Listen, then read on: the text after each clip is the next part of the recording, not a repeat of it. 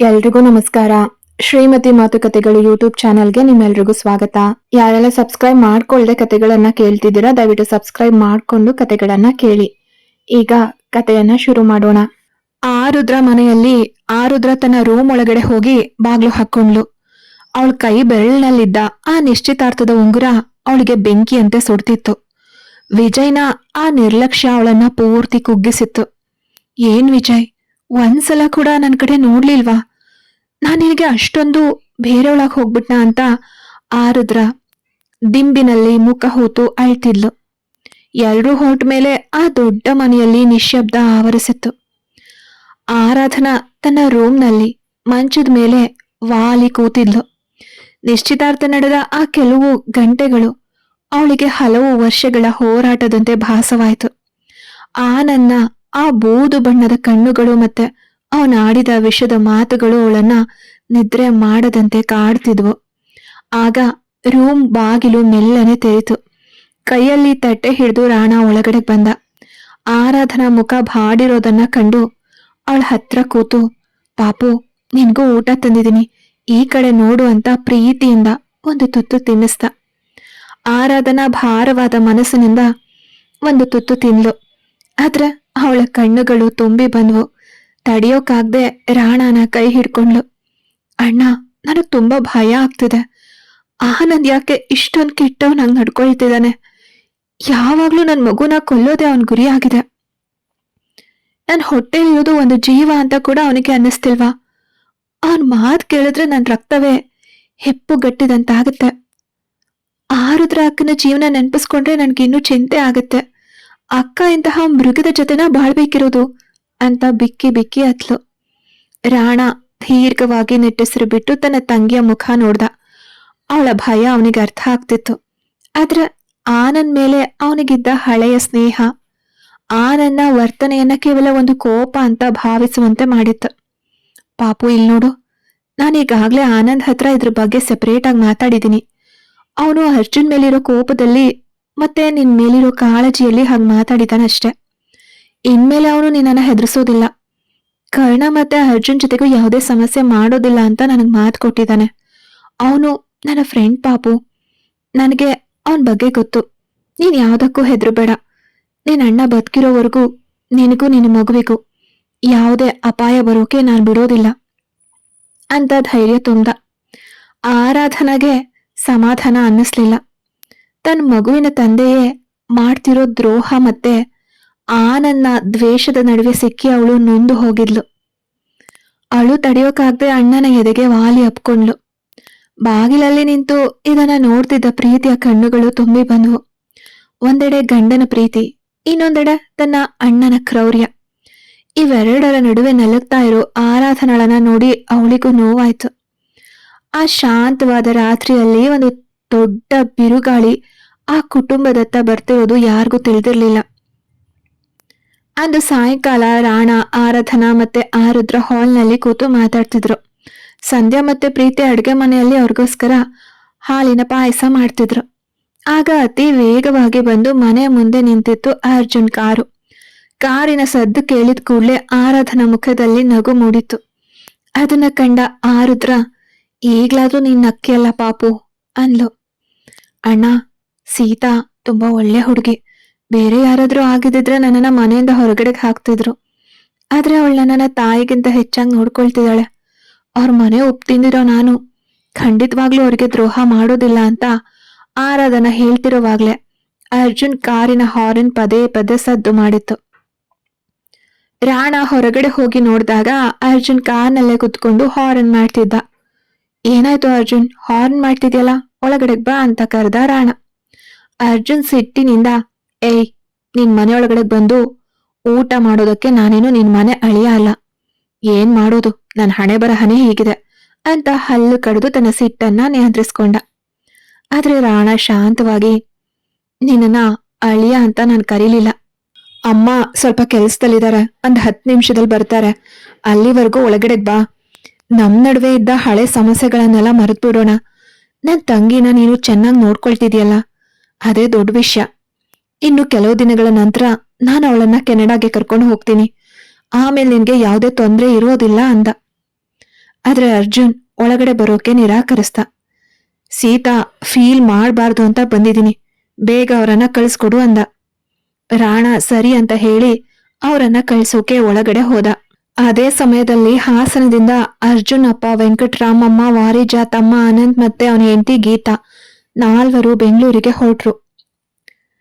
ಅಪ್ಪ, ಏನ್ ನಡೆದಿದೆ ಅಂತ ಪೂರ್ತಿ ತಿಳಿದೆ ನಾವೊಂದು ನಿರ್ಧಾರಕ್ಕೆ ಬರೋದ್ ಬೇಡ, ಅಣ್ಣಂಗ್ ಫೋನ್ ಮಾಡಿ ಕೇಳಿದ್ರೆ ಎಲ್ಲಾನು ಗೊತ್ತಾಗತ್ತೆ ಅಂತ ಅನಂತ್ ಹೇಳುವಾಗ ಗೀತಾ ಕಣ್ಣೀರು ಹಾಕ್ತಾ ಅವನ್ ಪಕ್ಕದಲ್ಲೇ ನಿಂತಿದ್ಲು. ವಾರಿಜಾಗಂತೂ ಕೈ ಕಾಲು ನಡುಗ್ತಿದ್ವು.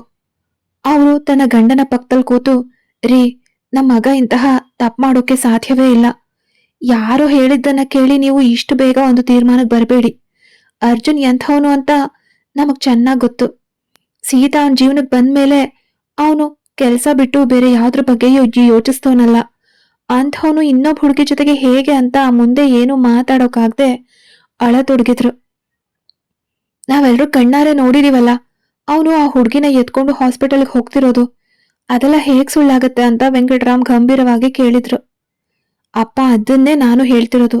ಬಹುಶಃ ಅವರು ಪರಿಚಯದವರಾಗಿರಬಹುದು, ಅಥವಾ ಎಮರ್ಜೆನ್ಸಿ ಆಗಿ ಸಹಾಯಕ್ಕೆ ಅಂತ ಅಣ್ಣ ಹೋಗಿರಬಹುದು. ಯಾರೋ ಅಣ್ಣಂಗೂ ಆ ಹುಡುಗಿಗೂ ಸಂಬಂಧ ಇದೆ ಅಂದ ತಕ್ಷಣ ನೀವ್ ಹೀಗೆ ತಪ್ಪು ತಿಳಿಯೋದು ಸರಿಯಲ್ಲ ಅಂತ ಆನಂದ್ ಸಮಾಧಾನವಾಗಿ ಮಾತಾಡ್ದ. ನೋಡು ಆನಂದ್, ಇಲ್ಲಿ ಕೂತು ವಾದ ಮಾಡೋ ಬದಲು ನೇರವಾಗಿ ಬೆಂಗಳೂರಿಗೆ ಹೋಗಿ ಅರ್ಜುನನ್ನೇ ಕೇಳೋದು ಒಳ್ಳೇದು ಅಂತ ವೆಂಕಟರಾಮ್ ಹೇಳಿದ್ರು. ಹಾಗಾದ್ರೆ ಫೋನ್ ಮಾಡಿ ಮಾತಾಡೋಣವಾ ಅಂತ ಅನಂತ್ ಮತ್ತೆ ಕೇಳ್ದ. ಅದ್ಯಾವುದೋ ಬೇಡ, ಮೊದಲು ರೆಡಿ ಆಗಿ ಬಾ. ಅಣ್ಣಂಗೆ ಫೋನ್ ಮಾಡಿ ಏನು ಹೇಳ್ಬೇಡಿ, ನಿಮ್ಮಿಬ್ರು ಮೊಬೈಲನ್ನ ಇಲ್ಲೇ ಇಟ್ಟು ಬನ್ನಿ ಅಂತ ವೆಂಕಟರಾಮ್ ಕಟ್ಟುನಿಟ್ಟಾಗಿ ಹೇಳಿದ್ರು. ಅನಂತ್ ಮತ್ತೆ ಗೀತಾ ತಮ್ಮ ಮೊಬೈಲ್ನ ಅಲ್ಲೇ ಇಟ್ಟು ಹೊರಟ್ರು. ಎಲ್ರೂ ಸಿದ್ಧರಾಗಿ ಬೆಂಗಳೂರಿಗೆ ಹೊರಟ್ರು. ವಾರಿಜಾಗೆ ಮಗನ್ ಬಗ್ಗೆ ಕೇಳಿ ಬಂದ ಮಾತಿನಿಂದ ಮನಸ್ಸಿಗೆ ಬಹಳ ನೋವಾಗಿತ್ತು. ಇತ್ತ ಬೆಂಗಳೂರಿನಲ್ಲಿ ಸೀತಾ ಅಡ್ಗೆ ಮಾಡ್ತಿದ್ಲು. ಸಂಧ್ಯಾ ಮತ್ತೆ ಆರಾಧನಾ ರೂಮ್ನಲ್ಲಿದ್ರು. ಅರ್ಜುನ್ ಹಾಲ್ನಲ್ಲಿ ಕೂತು ಲ್ಯಾಪ್ಟಾಪ್ನಲ್ಲಿ ಕೆಲಸ ಮಾಡ್ತಿದ್ದ. ಅಮ್ಮ, ನಂಗೆ ಯಾಕೋ ಎದೆ ಬಡಿತ ಜೋರಾದಂತಿದೆ, ಸ್ವಲ್ಪ ನೀರ್ ಕೊಡಿ ಅಂತ ಆರಾಧನಾ ಕೇಳಿದ್ಲು. ಸಂಧ್ಯಾ ಗಾಬರಿಯಿಂದ ನೀರ್ ಕೊಟ್ಟು, ಯಾಕಂದ, ಮೈಕೈ ನೋವಾಗ್ತಿದ್ಯಾ, ಹಾಸ್ಪಿಟಲ್ಗೆ ಹೋಗೋಣವಾ ಅಂತ ಕೇಳಿದ್ರು. ಇಲ್ಲಮ್ಮ, ಗಾರ್ಡನಲ್ಲಿ ಸ್ವಲ್ಪ ಹೊತ್ತು ನಡೆದ್ರೆ ಸರಿ ಹೋಗುತ್ತೆ ಅಂದವಳನ್ನ ಸಂಧ್ಯಾ ನಿಧಾನವಾಗಿ ಹೊರಗಡೆ ಕರ್ಕೊಂಡ್ ಬಂದ್ರು. ಸಮಯ ರಾತ್ರಿ 9 ಗಂಟೆ. ಸೀತಾ ಅಡ್ಗೆ ಮುಗಿಸಿ ಎಲ್ಲರನ್ನ ಊಟಕ್ಕೆ ಕರೆದ್ಲು. 4 ಕೂತು ಊಟ ಮುಗಿಸಿದ್ರು. ಆ ನಂತರ ಆರಾಧನಳ ನಡೆಯುವಾಗ ಕಾಲು ನೋವಿನಿಂದ ಸಮತೋಲನ ತಪ್ಪಿತ್ತು. ಬಾಗಿಲ ಅಂಚಿಗೆ ಹೊಟ್ಟೆ ತಾಗುವಷ್ಟರಲ್ಲಿ ಅರ್ಜುನ್ ಅವಳನ್ನ ಗಟ್ಟಿಯಾಗಿ ಹಿಡ್ಕೊಂಡ. ನೋಡ್ಕೊಂಡ್ ನಡೆಯೋಕ್ಕಾಗಲ್ವಾ ಅಂತ ಬೈದ. ಅರ್ಜುನ್ ಅವಳನ್ನ ಕೇರ್ಫುಲ್ ಆಗಿ ಹಿಡ್ಕೊಂಡು ಗಾರ್ಡನ್ಗೆ ಕರ್ಕೊಂಡ್ ಬಂದ. ಆಗ ಗೇಟ್ ಬಳಿ ಒಂದು ಕಾರ್ ಬಂದು ನಿಂತಿತ್ತು. ಕಾರಿನಿಂದ ಇಳಿದ ತನ್ನ ತಂದೆ ತಾಯಿಯನ್ನ ಕಂಡು ಅರ್ಜುನ್ ಬೆಚ್ಚಿ ಬಿದ್ದ. ಅರ್ಜುನ್ ಆರಾಧನಳನ್ನ ಹಿಡ್ದಿರೋದನ್ನ ನೋಡಿ ವೆಂಕಟರಾಮ್ ಅವರ ಕೋಪ ಮಿತಿ ಮೀರಿತ್ತು. ನೋಡು ಅನಂತ್, ನಿನ್ನ ಅಣ್ಣಂಗೆ ಸಪೋರ್ಟ್ ಮಾಡ್ತಿದ್ಯಲ್ಲ, ಈಗೇನ್ ಹೇಳ್ತೀಯ ಅಂತ ವೆಂಕಟರಾಮ್ ಕಿರ್ಚಿದ್ರು. ಕೂಡ್ಲೆ ಅರ್ಜುನ್ ಹತ್ರಕ್ ಬಂದು ಅವನ ಶರ್ಟ್ ಹಿಡಿದು ಎಳೆದ್ರು. ಅರ್ಜುನ್ ಆರಾಧನಳನ್ನ ಬಿಟ್ಟಿದ ತಕ್ಷಣ ಅವಳು ಬ್ಯಾಲೆನ್ಸ್ ತಪ್ಪಿ ಕೆಳಗಡೆ ಬಿದ್ಲು. ಅಮ್ಮ ಅಂತ ಕಿರ್ಚಿದ್ಲು. ಕೆಳಗಡೆ ಬಿದ್ದ ಆರಾಧನಾ ಹೊಟ್ಟೆ ನೋವಿನಿಂದ ಒದ್ದಾಡ್ತಿದ್ಲು. ಅರ್ಜುನ್ ಅವಳನ್ನ ಎತ್ಕೊಂಡು ಒಳಗಡೆ ಓಡ್ ಹೋಗಿ ಸೋಫಾ ಮೇಲೆ ಮಲಗಿಸ್ದ. ಕೂಡ್ಲೆ ಪ್ರೀತಿಗೆ ಫೋನ್ ಮಾಡಿ, ಪ್ರೀತಿ, ಆರಾಧನಾ ಕೆಳಗಡೆ ಬಿದ್ಬಿಡ್ಲು, ಪ್ಲೀಸ್ ಬೇಗ ಬನ್ನಿ ಅಂತ ಹೇಳ್ದ. ಅಪ್ಪ ಕೇಳ್ತಿದ್ರೆ ನೀನು ಆ ಹುಡುಗಿ ಬಗ್ಗೆ ತಲೆ ಕೆಡ್ಸ್ಕೊಳ್ತಿದ್ಯಲ್ಲ ಅಂತ ವಾರಿಜ ಅಳ್ತಾ ಕೇಳ್ದಾಗ, ಅಮ್ಮ ಪ್ಲೀಸ್, ನಿಮ್ ಕೋಪ ನನ್ಗೆ ಅರ್ಥ ಆಗುತ್ತೆ, ಆದ್ರೆ ಈಗ ಅವಳ ಹೊಟ್ಟೆಲಿ ಒಂದ್ ಜೀವ ಇದೆ. ಅವಳಿಗೇನಾದ್ರೂ ಆದ್ರೆ ನಾನು ಅವಳ ಅಣ್ಣನಿಗೆ ಏನು ಉತ್ತರ ಕೊಡ್ಲಿ ಅಂತ ಅರ್ಜುನ್ ಕೇಳ್ದ. ಸೀತಾ ಮಾವ ಅಂತ ಕರೆಯೋಕ್ ಹೋದಾಗ, ಏನಮ್ಮ ಇದು, ನೀನಾದ್ರೂ ಬಾಯ್ ಬಿಟ್ಟು ಹೇಳು ಅಂತ ವೆಂಕಟರಾಮ್ ಗದ್ರಿದ್ರು. ಅದು ಮಾವ, ಆ ಹುಡ್ಗಿ ಹೊಟ್ಟೆಯಲ್ಲಿರೋದು ಇವ್ರ ಮಗು ಅಂತ ಹೇಳಿ ಸೀತಾ ಜೋರಾಗಿ ಅತ್ಲು. ಇದನ್ನ ಕೇಳಿದ ಗೀತಾ ಮತ್ತೆ ಅನಂತ್ಗೆ ಶಾಕ್.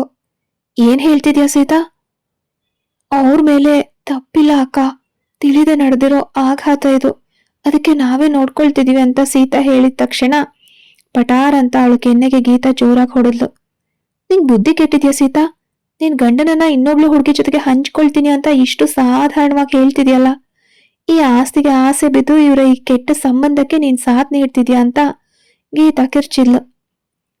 ಆಗ ಅರ್ಜುನ್ ಮಧ್ಯೆ ಬಂದು, ಗೀತಾ, ಪ್ಲೀಸ್, ಮಾತು ಮಿತಿಯಲ್ಲಿರ್ಲಿ ಅಂತ ಗದ್ರಿಸ್ದ. ನಿಲ್ಸಿ, ನಿಮ್ಮನ್ನ ನಂಬಿ ಮದ್ವೆ ಮಾಡ್ಕೊಟ್ರೆ ಹೀಗ್ ಮಾಡೋದಾ? ನೀವು ಯಾರ ಜೊತೆಯೋ ಇರೋದಕ್ಕೆ ನನ್ ತಂಗಿ ನಿಮ್ಗೆ ಗುಲಾಮಳ ಅಂತ ಗೀತಾ ಕಿರಿಚಿದಾಗ ಸಿಟ್ಟಿನಿಂದ ಅರ್ಜುನ್ ಅವಳನ್ನ ಹೊಡೆಯೋಕೆ ಕೈ ಎತ್ತದ. ತಕ್ಷಣ ಅನಂತ್ ಅವನ ಕೈಯನ್ನ ತಡೆದು ಹಿಡ್ದ. ಅಣ್ಣ, ಏನ್ ಮಾಡ್ತಿದ್ದೀರಾ? ನೀವು ಮಾಡಿದ ತಪ್ಪು ಅಂತ ಗೀತಾ ಹೇಳಿದಕ್ಕೆ ಅವಳನ್ನ ಹೊಡೆಯೋಕೆ ಬರ್ತೀರಾ? ಏನೇ ಆದ್ರೂ ಅವಳು ನಿಮ್ ತಮ್ಮನ್ ಹೆಂಡತಿ ಅನ್ನೋದನ್ನ ಮರಿಬೇಡಿ ಅಂತ ಅನಂತ್ ತಡ್ದ. ಆಗ ಅರ್ಜುನ್ ತನ್ನ ತಪ್ಪನ್ನ ಅರಿತು ಕೈ ಕೆಳಗಡೆ ಇಳಿಸ್ದ. ನನ್ನನ್ನ ಎಷ್ಟು ಕೆಟ್ಟದಾಗಿ ಬೈದ್ರು ನಾನು ಹೊಡೆಯಲ್ಲ. ಆದ್ರೆ ಈ ಆಸ್ತಿಗಾಗಿ ಸೀತಾ ನಮ್ಗೆ ಗುಲಾಮ್ಲಾಗಿದಳಂತ ಇವಳು ಹೇಳಿದ್ಲಲ್ಲ, ಅದನ್ನ ನನ್ಗೆ ಸಹಿಸ್ಕೊಳಕ್ ಆಗ್ತಿಲ್ಲ. ನೋಡು ಗೀತಾ, ನಿನ್ ತಂಗಿ ಜೀವನಕ್ಕೋಸ್ಕರ ನೀನ್ ಮಾತಾಡ್ತಿದ್ಯಾ, ಅದ್ ನನ್ಗೆ ಅರ್ಥ ಆಗುತ್ತೆ. ನಿಮ್ಮೆಲ್ಲರ ಕೋಪ ನ್ಯಾಯಯುತವಾಗಿದೆ. ಆದ್ರೆ ಸೀತಾನ ಕೀಳಾಗಿ ಮಾತಾಡ್ಬೇಡ. ಅವಳನ್ನ ಟೀಕಿಸೋ ಯೋಗ್ಯತೆ ಈ ಪ್ರಪಂಚದಲ್ಲಿ ಯಾರಿಗೂ ಇಲ್ಲ.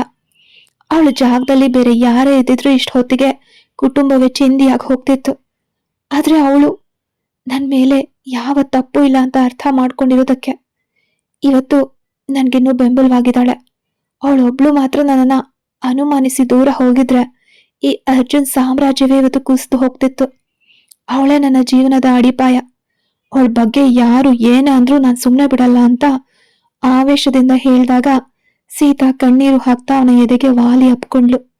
ಅವಳ ಪ್ರೀತಿಯ ಆಳ ಎಲ್ರಿಗೂ ಅರ್ಥ ಆಯ್ತು. ಆರಾಧನಾ ತಾನು ಪಡ್ತಿದ್ದ ನೋವನ್ನ ಹೊರ ಹಾಕೋಕಾಗ್ದೆ ತುಟಿ ಕಚ್ಚಿ ಸಹಿಸ್ಕೊಂಡ್ಲು.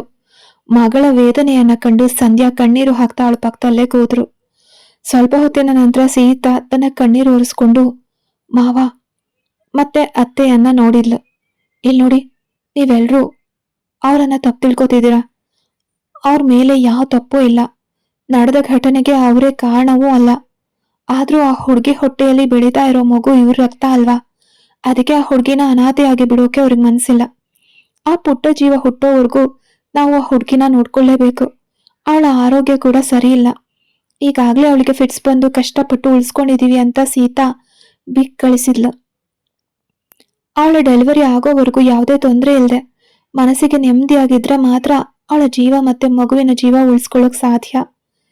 ಇದು ಎರಡು ಪ್ರಶ್ನೆಗಳ ಜೀವಗಳ ಪ್ರಶ್ನೆ ಅಂತ ಹೇಳ್ತಾ ಸೀತಾ ಅರ್ಜುನಿಂದ ದೂರ ಸರಿದು ತನ್ನ ಮಾವ ಮತ್ತೆ ಅತ್ತೆ ಕಾಲಿಗೆ ಬಿದ್ದುಬಿಟ್ಲು. ದಯವಿಟ್ಟು ಸಿಟ್ಟು ಮಾಡ್ಕೊಂಡು ಈ ಸಮಸ್ಯೆನ ದೊಡ್ಡದು ಮಾಡಬೇಡಿ. ನೀವು ಸಿಟ್ಟು ಮಾಡ್ಕೊಂಡ್ರೆ ನನಗೆ ಹೆಚ್ಚು ನೋವಾಗುತ್ತೆ. ನಾನೇ ಮನ್ಸಾರೆ ಒಪ್ಕೊಂಡ್ಮೇಲೆ ನೀವ್ಯಾಕೆ ಇಷ್ಟು ಗಲಾಟೆ ಮಾಡ್ತಿದ್ದೀರಾ? ನಿಮ್ಮನ್ನ ದೇವ್ರು ಅಂತ ಕೇಳ್ಕೊತೀನಿ. ಆ ಹುಡುಗಿ ಜೀವ ಉಳಿಬೇಕು. ದಯವಿಟ್ಟು ಸ್ವಲ್ಪ ತಾಳ್ಮೆಯಿಂದ ಇರಿ ಅಂತ ಹೇಳ್ತಿದ್ದಾಗ್ಲೆ ರಾಣಾ ಮತ್ತೆ ಪ್ರೀತಿ ಗಾಬರಿಯಿಂದ ಮನೆಯೊಳಗಡೆ ಬಂದ್ರು. ಅಲ್ಲಿನ ದೃಶ್ಯ ನೋಡಿ ರಾಣಾನ ಮನಸ್ಸು ಭಾರವಾಯ್ತು. ಓಡ್ ಬಂದು ಸೀತಾನನ್ನ ಎಬ್ಬಿಸ್ದ. ಅರ್ಜುನ್ ಕಲ್ಲಾದಂತೆ ನಿಂತಿದ್ದ. ಆರಾಧನಾ ಸದ್ದಿಲ್ಲದೆ ತನ್ನ ದುಃಖವನ್ನ ಹತ್ತಿಕ್ತಿದ್ಲು. ಪ್ರೀತಿ ತಕ್ಷಣವೇ ಆರಾಧನಳನ್ನ ಪರೀಕ್ಷೆ ಮಾಡೋಕೆ ಶುರು ಮಾಡಿದ್ಲು. ರಾಣಾ ಸೀತಾನನ್ನ ನೋಡಿ, ನಿನ್ನನ್ನ ನೋಡಿದ್ರೆ ನನಗೆ ತುಂಬಾ ಹೆಮ್ಮೆ ಅನ್ನಿಸ್ತಿದೆ ಅಮ್ಮ. ಇವತ್ತು ನೀನು ತಾಯಿಗಿಂತ ಎತ್ತರಕ್ಕೆ ನಿಂತಿದ್ಯಾ. ನನ್ನ ತಂಗಿ ಜೀವಕ್ಕಾಗಿ ನೀನು ಮಡಿಲೊಡ್ಡಿ ಕೇಳ್ತಿದ್ಯಲ್ಲ. ನಿನ್ನಂತಹ ಹೆಣ್ಣಿನ ಜೀವನ ಹಾಳು ಮಾಡಿದ್ರೆ ನಮ್ಮ ತಲೆಮಾರೆ ನಾಶವಾಗಿ ಹೋಗುತ್ತೆ. ಸಾಕು, ನಮ್ಮಿಂದ ನಿಮ್ಮ ಕುಟುಂಬದಲ್ಲಿ ಇನ್ಮೇಲೆ ಯಾವುದೇ ಸಮಸ್ಯೆ ಬೇಡ ಅಂದವನು ಅರ್ಜುನ್ ಕಡೆಗೆ ತಿರುಗ್ದ. ನಿನ್ ಮೇಲೆ ನನಗೆ ಕೊಲೆ ಮಾಡುವಷ್ಟು ಸಿಟ್ಟಿತ್ತು ಅನ್ನೋದು ನಿಜ ಅರ್ಜುನ್. ಆದ್ರೆ ಇವಾಗಿಲ್ಲ. ನೀನು ಮತ್ತೆ ಸೀತಾ ಚೆನ್ನಾಗಿದ್ರೆ ನಮ್ಗಷ್ಟೇ ಸಾಕು. ಇನ್ಮೇಲೆ ನನ್ನ ಪಾಪುನ ನಾನೇ ನೋಡ್ಕೊಳ್ತೀನಿ ಅಂದವನು ವೆಂಕಟರಾಮ ಅವರ ಮುಂದೆ ಬಂದ. ಸರ್, ನಿಮ್ಗೆ ಈಗಾಗಲೇ ನನ್ನ ಬಗ್ಗೆ ಗೊತ್ತು. ನಾವೊಂದು ಬಾರಿ ಮೀಟ್ ಮಾಡಿದ್ವಿ, ನೆನ್ಪಿದ್ಯಾ ಅಂತ ಕೇಳಿದಾಗ ಹೌದು ಮಿಸ್ಟರ್ ರಾಣಾ ಅಂತ ಅವರು ಯೋಚಿಸಿದ್ರು. ಹೌದು ಸರ್, ಮುಂಬೈನಲ್ಲಿ ಒಂದು ಅವಾರ್ಡ್ ಫಂಕ್ಷನ್ನಲ್ಲಿ ಅವತ್ತು ನೀವು ನನಗೆ ವಿಶ್ ಮಾಡಿದ್ದನ್ನ ನಾನು ಇವತ್ತಿಗೂ ಮರ್ತಿಲ್ಲ. ಆದ್ರೆ ಆಮೇಲೆ ಅರ್ಜುನ್ ಮತ್ತೆ ನನ್ನ ನಡುವೆ ಇದ್ದ ದ್ವೇಷದಲ್ಲಿ ನಾನು ಅವನಿಗೆ ಶತ್ರುವಾಗಿ ಮಾತ್ರ ಇದ್ದೆ. ಅವನು ಮದ್ವೆ ಸುದ್ದಿ ಕೇಳಿದಾಗ ಬೀಚ್ಗೆ ಆಳುಗಳನ್ನ ಕಳಿಸಿ ಕೊಲೆ ಮಾಡೋಕ್ ನೋಡಿದ್ದು ನಾನೇ ಅಂತ ರಾಣಾ ಕಣ್ಣೀರು ಒರೆಸ್ಕೊಂಡ. ತನ್ನ ತಂಗಿ ವಿಷಯ ತಿಳಿದಾಗ ನಿಮ್ ಸೊಸೆನ ನನ್ನ ತಂಗಿಗೆ ಕೆಲ್ಸದವಳು ಮಾಡ್ಬೇಕು ಅಂತ ಅರ್ಜುನ್ ಮೇಲೆ ಸೇಡ್ ತೀರಿಸ್ಕೊಳ್ಳೋಕೆ ಅನ್ಕೊಂಡಿದ್ದೆ. ಆದ್ರೆ ಆ ಹುಡುಗಿ ಸೀತಾ ಮುಂದೆ ನಾವು ತಲೆ ಬಾಗಿ ನಮಸ್ಕಾರ ಮಾಡ್ಬೇಕು. ಅಷ್ಟು ದೊಡ್ಡ ಪಾಪ ಮಾಡಿದೀವಿ ನಾವು ಅಂದವನು ಇದ್ದಕ್ಕಿದ್ದಂತೆ ಎಲ್ರ ಮುಂದೆ ನೆಲದ ಮೇಲೆ ಬಿದ್ದ. ಇನ್ಮೇಲೆ ನನ್ನ ತಂಗಿಯಿಂದ ನಿಮ್ಮ ಮಗನ ಜೀವನದಲ್ಲಿ ಯಾವ ಪ್ರಾಬ್ಲಮ್ಮು ಬರಲ್ಲ. ನಾನು ಸೀತಾಗೋಸ್ಕರ ಮಾತಾಡ್ತಿದ್ದೀನಿ. ನನ್ನ ತಂಗಿ ಬೇರೆ ಅಲ್ಲ, ಸೀತಾ ಬೇರೆ ಅಲ್ಲ. ನನಗೆ ಹೊಡ ಹುಡ್ತವ್ರು ಇಬ್ರಲ್ಲ. ಸೀತಾಳನ್ನ ಸೇರಿ 3 ಜನ. ಅವಳನ್ನು ಕೂಡ ನನ್ನ ತಂಗಿ ಅಂತಲೇ ಭಾವಿಸ್ತೀನಿ. ಆ ಹುಡುಗಿ ಮನಸ್ಸು ಯಾರಿಗಾದ್ರೂ ಬರೋಕೆ ಸಾಧ್ಯವಾ? ಅವಳು ಚೆನ್ನಾಗಿರ್ಬೇಕು. ನನ್ನ ತಂಗಿನ ನಾನು ಕರ್ಕೊಂಡು ಹೋಗ್ತೀನಿ. ಅವಳು ಮಾಡಿದ ತಪ್ಪಿಗೆ ನಾನು ಕ್ಷಮೆ ಕೇಳ್ತೀನಿ ಅಂದಾಗ, ಅಯ್ಯೋ ಅಣ್ಣ, ನನಗೋಸ್ಕರ ನೀವು ಅವ್ರ ಕಾಲಿಗೆ ಬೀಳ್ತಿದ್ದೀರಾ? ಬೇಡ, ನಾನ್ ತಪ್ಪು ಮಾಡಿದೆ ಅಂತ ಆರಾಧನಾ ಕಿರ್ಚಿದ್ಲು. ವೆಂಕಟರಾಮ್ ತಕ್ಷಣ ಕುಸಿದು ಕೂತಿದ್ದ ರಾಣನನ್ನ ಮೇಲೆಬ್ಸಿದ್ರು. ನನ್ನ ಕ್ಷಮ್ಸಮ್ಮ ಅಂತ ಸೀತಾಳ ಮುಂದೆ ರಾಣ ಕೈ ಮುಗಿದು ಕ್ಷಮೆ ಕೇಳ್ದ. ಪ್ಲೀಸ್ ಬೇಡ ರಾಣ ಅಂದ ಅರ್ಜುನ್. ಕ್ಷಮಿಸ್ಬಿಡು ಅರ್ಜುನ್, ತಪ್ಪು ನನ್ನ ತಂಗಿಯದ್ದೆ ಅಂದವನು ಅಳ್ತಿದ್ದ ಆರಾಧನಳ ಹತ್ರಕ್ಕೆ ಬಂದ. ಪ್ರೀತಿ ಮಧ್ಯ ಪ್ರವೇಶಿಸಿ, ರಾಣ, ಆರಾಧನಾಗೆ ನೋವು ಹೆಚ್ಚಾಗ್ತಿದೆ, ತಕ್ಷಣ ಹಾಸ್ಪಿಟಲ್ಗೆ ಹೋಗ್ಬೇಕು, ಸ್ಕ್ಯಾನ್ ಮಾಡಬೇಕು ಅಂತ ಕಿರ್ಚಿದ್ಲು. ಕತೆ ಮುಂದುವರಿಯುತ್ತೆ.